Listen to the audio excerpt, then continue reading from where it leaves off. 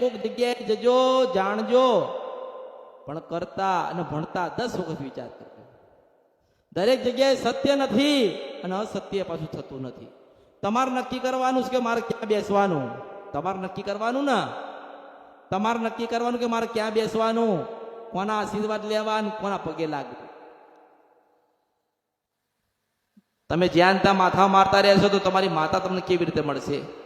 તમારી માતા રાજી કેમ નહીં થશે? પૂરતું જ્ઞાન જ નથી. પેલા જ્ઞાન લો. એટલે મેં કીધું કે ભુવા બનો એની પહેલા ભક્તિ કરજો. ભક્તિ કર્યા પછી, ભક્તિનું જ્ઞાન લીધા પછી ભગત બનજો. ને ભગત બનશો ને તો ભુવા બનવાની ચાહત જતી રહેશે. કારણ કે દેવગતિનું જ્ઞાન જ એટલું હશે. તો આજે કોઈ પુસ્તક નથી. આજે જેટલી પુસ્તક બની ને બધી એ તમારી પોતાની લખેલી છે. તમે જોયા ચાંદન સૂરજ, એના ઉપર તમે વાત કરી, પણ કોઈ એવું કીધું કે ચાંદન સૂરજ છે ને એ કાળકાન મેલડી છે. તમે તો એવું સાંભળ્યું ને કે ચાંદન સૂરજ છે, કારણ કે તમે પોતે લખ્યું, મનુષ્ય લખ્યું કે ચાંદન સૂરજ છે, પણ ખરેખર તો આ શિવ શક્તિના 2 દીવા ચાલે છે. એક ઓલવાય એટલે એક બીજો ચાલુ થાય છે. આવું જ્ઞાન કોઈની પાસે નથી, કોઈ દેતું નથી. કારણ કે જે લખેલું હતું ભૂસાઈ ગયું. સાચું ક્યાં? સાચું ક્યાં?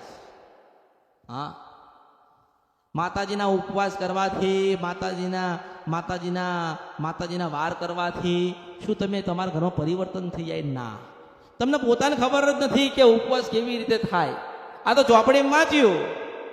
આ રાજા હતા, રાણી હતા, એમની વાર્તા આવી હતી. રાજા રાણી પાસે આવું થયું, એટલે આવું થયું. પછી છેલ્લે કે માતાજી એનું સારું કરજો. એટલે પણ આ ખોટું લખેલું. સાચું મને પૂછો ને.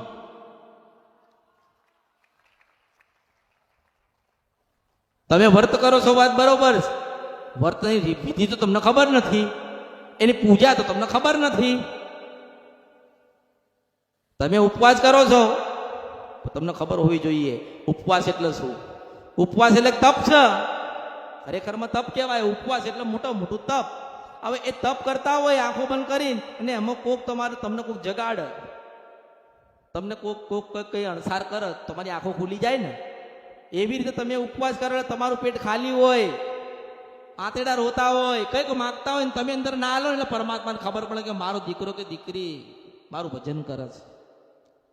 આવા તમારી આંતેડી અંદરથી કલ્પાન થતી હોય, બહુ ભૂખ લાગી હોય, બહુ તરસ લાગી હોય, ત્યારે પરમાત્મા આપડાવો. એટલે તપ છે, ઉપવાસ નથી. ઉપવાસ કરો છો તો ખાવશો શું કરવા? ખવાય ખરી? કદાચ એવું હોય કે ભાઈ ખાવું નથી, પાણી પીશું તો આખો દાડો પાણી પીવો,